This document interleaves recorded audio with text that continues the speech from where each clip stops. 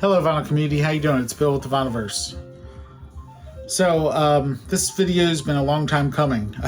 It's taken me a while to actually film it. We took our family trip down to Charlotte, North Carolina, end of June, early July. We were there over 4th of July, and I had a full day of record digging, both by myself for a while, and then hooking up with John, the digital gramophone, and then Dave, the VC ambassador. We got to meet up and do some record digging, which is always fun.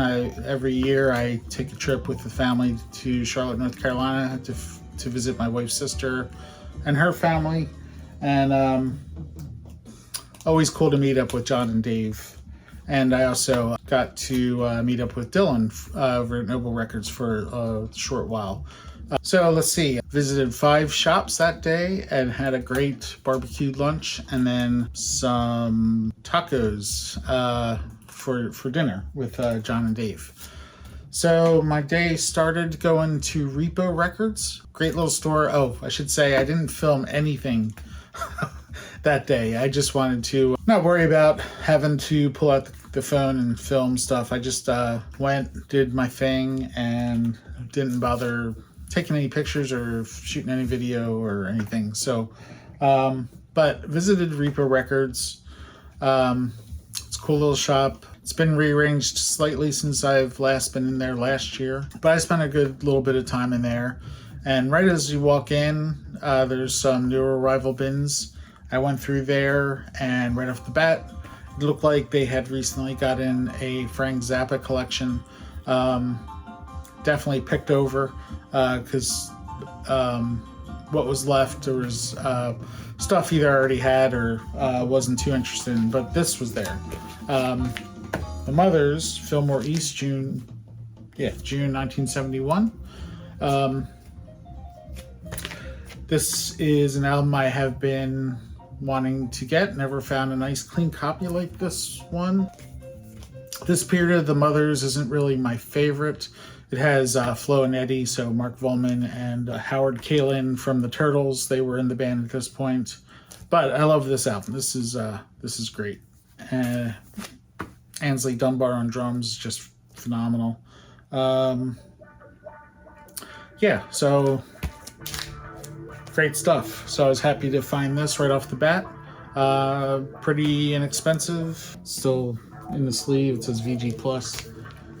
Yeah, so really nice copy. Was happy to have found that. Then I dug around for a little while and found a couple of other things. This is Mike Oldfield, his second album, Hergest Ridge.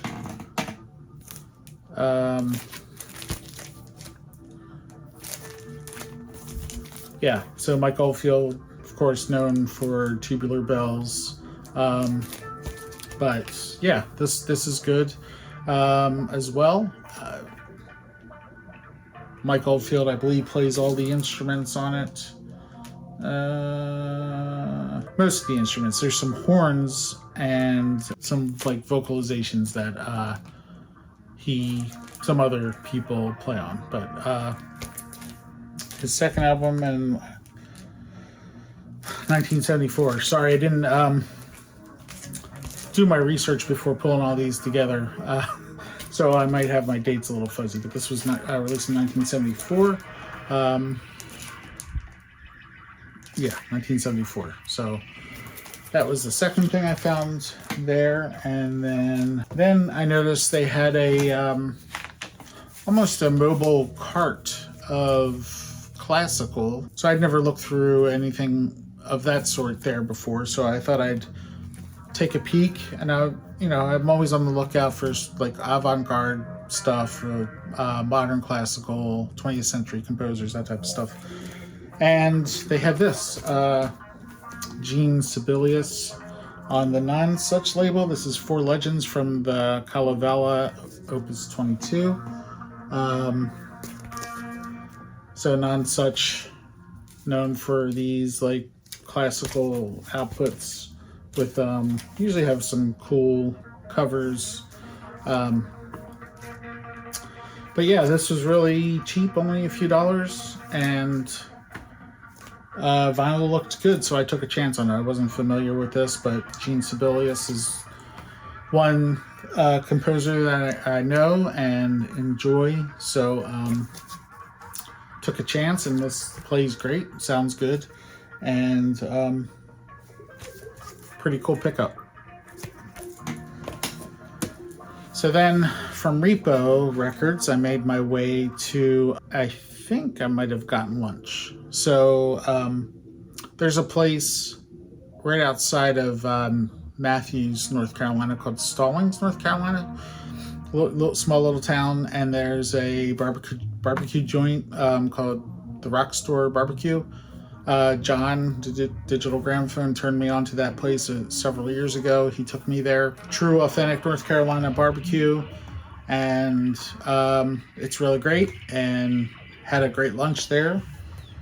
And then I made my way to Mad Jack's, which is kind of like a little antique store, record store, comic book store type place. Tiny, but very cool. It's the first time being in there, and I was able to find some stuff. So the first thing I did when I was there is I went through his 45 bins. He had, I think it was a new arrival bin, or it was just a bin of 45s. I can't remember if it was labeled as new or what. But I follow Mad Jax on Instagram and saw, it's been a month or two when I saw this. He posted up some 45s that I was interested in getting into the collection, into my 80s singles vault. But sadly, none of the ones that I was looking for were no longer there. So I kind of struck out in that bin, and he noticed I was going through the singles, the 7-inch singles. So he said, "Oh, I'm not sure if you saw the bin up, or the 45s up on the counter." So, and I hadn't. So I walked over and looked through them, and I found Simple Minds, Don't You Forget About Me from The Breakfast Club. So this is one that I had been looking for, didn't have in my 80s singles collection. So pretty cool find.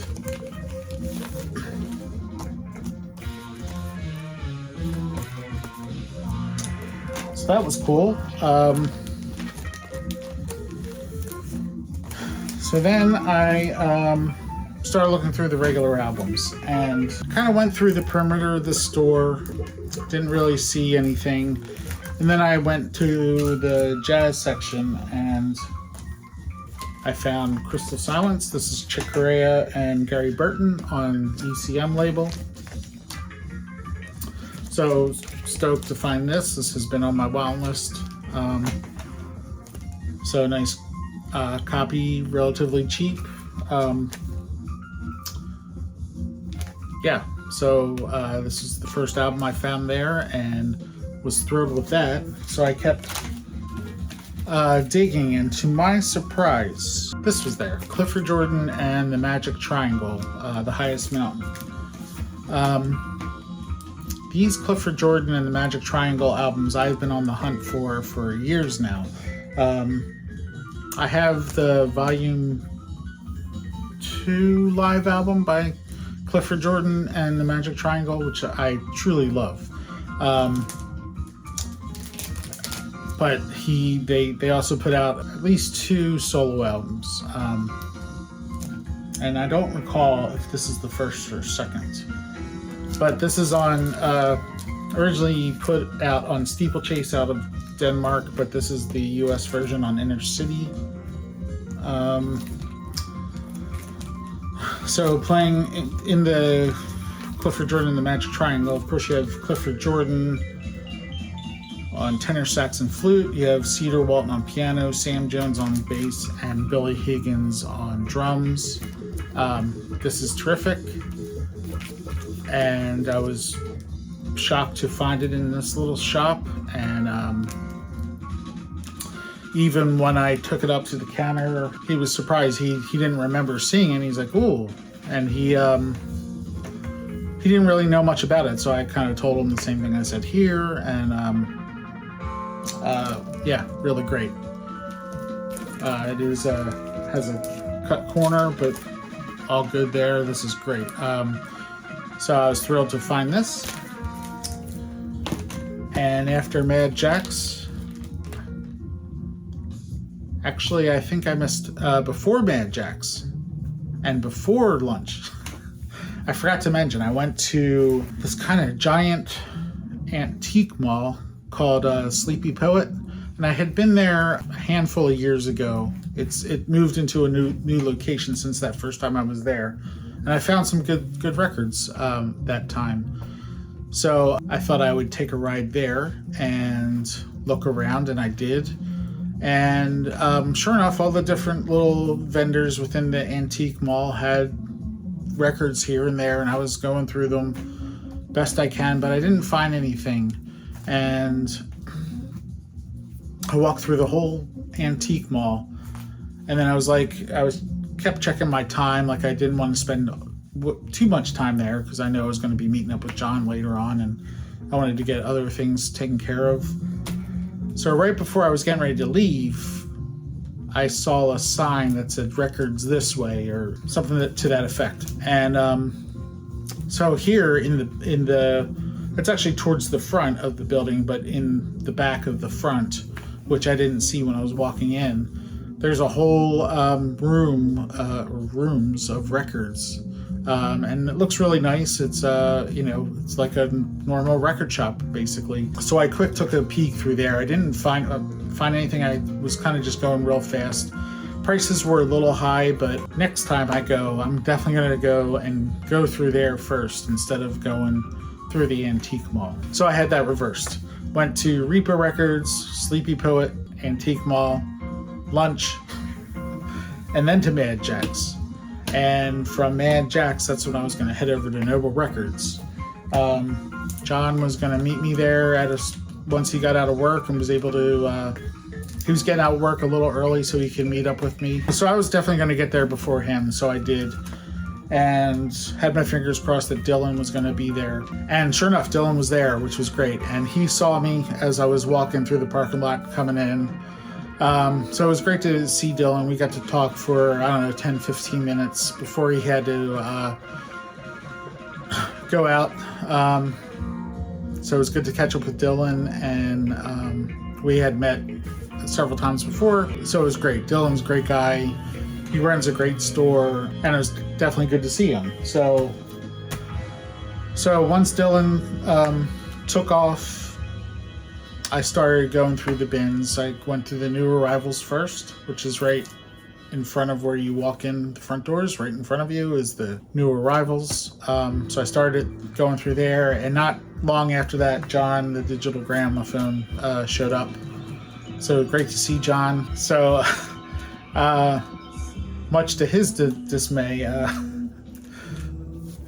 I proceeded to go through every square inch of that store and all the records, and I did find a good handful here. That kind of set us back a little bit because I took so long in Noble Records, but I did find some good stuff, and John did help me find a couple things. I had told John, I think prior to coming down, I said I wanted him to help me pick up at least one classic soul record, and he did that and actually hooked me up with two.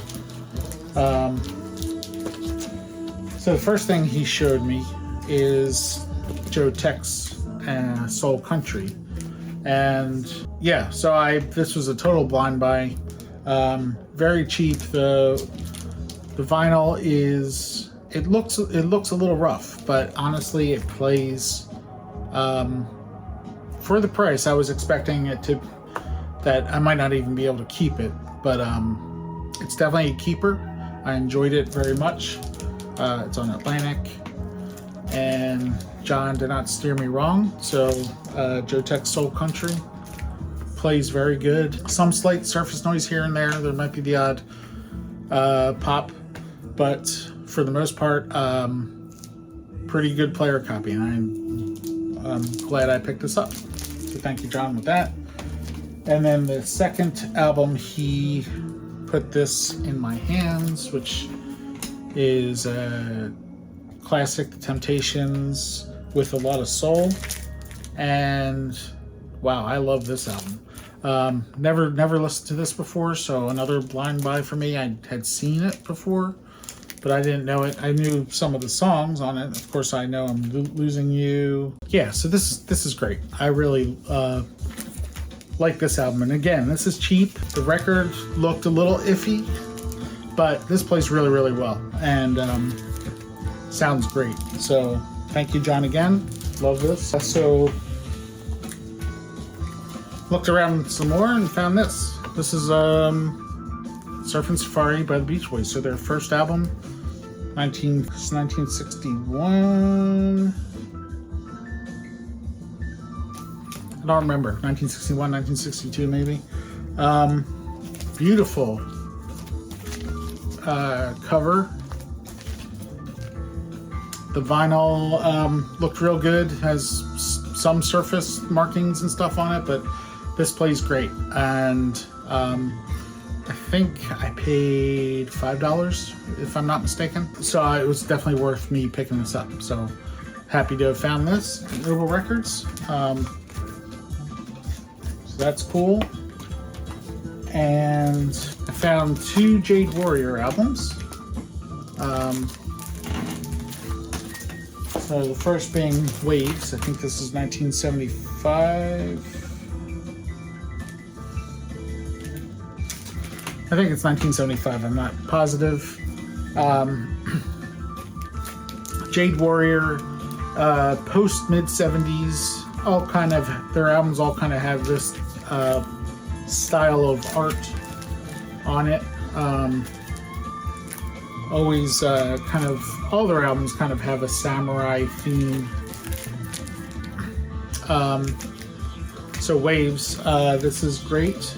It's just Waves Part 1 and Waves Part 2. So Waves Part 1 on side 1 and Waves Part 2 on side 2. Very, very good. Especially bringing into the Jade Warrior collection. And then Jade Warrior, Way of the Sun, another really good. These are a little less proggy, a little more maybe ambient, getting into a little new age, but not like ridiculous new age. This is actually good stuff. I think this is 78.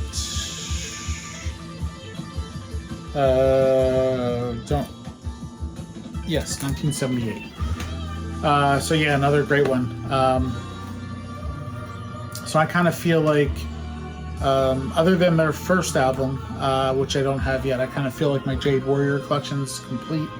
I'm not sure I really need much else than what I already have, so I was really happy to add these 2 to the collection. And the last thing I picked up at Nova Records is Till We Have Faces by Steve Hackett. And although not his best album, it's not a great album, but it's a good album, and I enjoy it. I enjoy listening to it every once in a while. But I couldn't leave it there. And the thing that really intrigued me is this is a German pressing, and this is like, not sure it's ever been played. So it was tough to leave it there. Had to come home with me. Steve Hackett, formerly with Genesis, one of my favorite musicians. Yeah, so Till We Have Faces. Always liked this album artwork from his first wave, Kim Poor. Always thought the art was pretty good. So, being that I spent so much time going through Nova Records, the entire store, I could tell John was getting a little antsy, but he kind of left me alone, didn't want to bug me because I only get down there once a year. We had planned to go to Lunchbox Records, and I had been to Lunchbox, previous trips to Charlotte, but with the time of the day, rush hour, I think it was like a little after 5 or close to 5:30. Lunchbox Records closed at 6, so it didn't look like we would be able to make it in time, and if we did, we wouldn't have no time to shop around. And we were going to meet Dave, the VC ambassador, at Lunchbox. So I sent Dave a message saying we were calling on Audible and we were going to go right to Premium Sound. So I think Dave was already at Lunchbox, and he may have even picked up a thing or two there. but we found our way over to Premium Sound and met up with Dave, which was great. And I did pick up a few things from Premium Sound, and the first thing Dave actually put into my hands. He said that I needed to give this one a try. It's a Red Lily Quintet, James Brandon Lewis Red Lily Quintet, Jessup Wagon. So this came out in 2020 or might have been 2020 or 2021, I'm not sure. And Dave just loved this album, so he said I should give it a try, and I said okay, I will. And definitely very good. This is avant-garde, somewhat a little free. On the hype sticker here it says Jessup Wagon is an astonishing new work from the fertile creative mind of tenor saxophonist composer James Brandon Lewis, performed by the Red Lily Quintet, an exceptional and singular intergenerational assemblage. The music speaks to the forever evolving continuum of the jazz tradition. So yeah, I did enjoy this very much. I feel like this is one of those albums that will continue to grow, and I'll enjoy it even more with every listen. So I'm looking forward to doing that, letting it grow, and very, very good. So thank you, Dave, for recommending this. And then I picked up two more things, and they're somewhat related. This is an album that I had been wanting for some time but never ever saw before. This is the Quintet VSOP. So here you have Herbie Hancock, Freddie Hubbard, Tony Williams, Ron Carter, and Wayne Shorter. So Herbie Hancock on piano, Freddie Hubbard on trumpet, Tony Williams on drums, Ron Carter on bass, and Wayne Shorter on the sax. And this is recorded live at the Greek Theater, University of California, Berkeley, July 16th, 1977, and the San Diego Civic Theater, July 18th, 1977. So there are the gentlemen. Double album. Yeah, so awesome find there that I never see this around my parts, but had wanted to pick it up for some time. The last thing I picked up at Premium Sound, some of the same players as the previous album. You have In Concert Volume 2 with Herbie Hancock, Freddie Hubbard, Stanley Turrentine, Ron Carter, Jack DeJohnette, and Eric Gale. In Concert Volume 2. So there's a Volume 1, which I remember seeing before. It's a white cover, and I think it has Freddie Hubbard on the cover blowing the trumpet. And I had remembered that, and Dave confirmed. He said, yeah, Volume 1 is more of a Freddie Hubbard-led album, and this one is more of a Herbie Hancock-led funky concert. So this is one of the ones that I have not gotten to yet in my backlog of listening.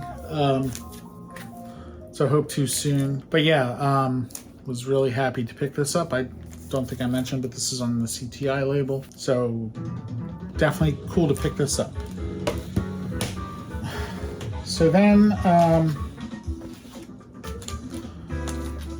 I think out in the parking lot of Premium Sound, John said, I have some gifts for you guys. Or I don't remember if he had something for Dave, but he definitely had something for me.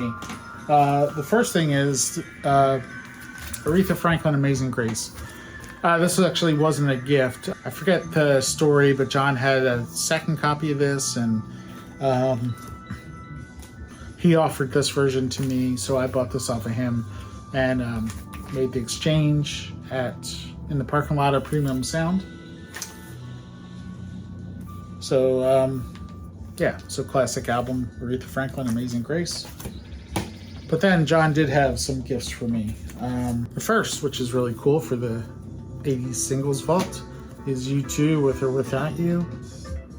single, and on the back side is Walk on the Water. But nice picture sleeve, so that was very cool and definitely totally unexpected. So thank you, John, appreciate that. And then much to my surprise, because I've been wanting to get this album into my collection for ages, but I just don't see it and don't never come across it. But well familiar with the album. Steve Reich, music for 18 musicians. So John surprised me with this, and much to my surprise also is this is a stamped promo copy as well. So thank you so much, John. Really appreciate it and love it. And then Dave said, I have something for both you guys. Come back to my place. So we took a short drive over to Dave's place, which was cool to see. Dave's setup and his where he has all his records. And I told him next year I want him to play me some of those rare albums that he has. And he said definitely. So hopefully we'll do that next year. But Dave did give me something very cool. Something that I hadn't seen before other than him share this, but it's a mini LP, and this is Jaw Wobble, The Edge, and Holger Sakay from Can. So The Edge from U2, this is Snake Charmer. So it's a mini LP from 1983. So at first it didn't register with me that The Edge is the guitarist from U2. I just was reading it, Jaw Wobble, The Edge, Holger Sakay. So Holger Sakay was the draw for me, bassist from the band Can. But then as I was putting into Discogs, I was like, wait, The Edge? That's The Edge. So this is, I think I just said it's from 1983. So this is early Edge from early U2 days. So he wasn't very well known, but he's playing on this album with Holger Sakay and Jaw Wobble. So this is very cool. Also, it has Jackie Levisite from the drummer from Can playing on this, which is cool. So Dave, thanks so much. Definitely appreciate this. Very nice gift. So that was my day in digging for records in Charlotte, North Carolina with John and Dave, and meeting up with Dylan at Nova Records and going to 4 other stores. It was a good day. Thanks for sitting through this long video. This is really the first opportunity that I've had a chance to film it. It's just been crazy around here, and I film later at night after everyone's in bed, so it's bedtimes have been getting later, and it's just been tougher filming. So this has been a long time coming, but this is what I picked up in Charlotte, North Carolina back in late June, early July. So everyone, thanks for watching.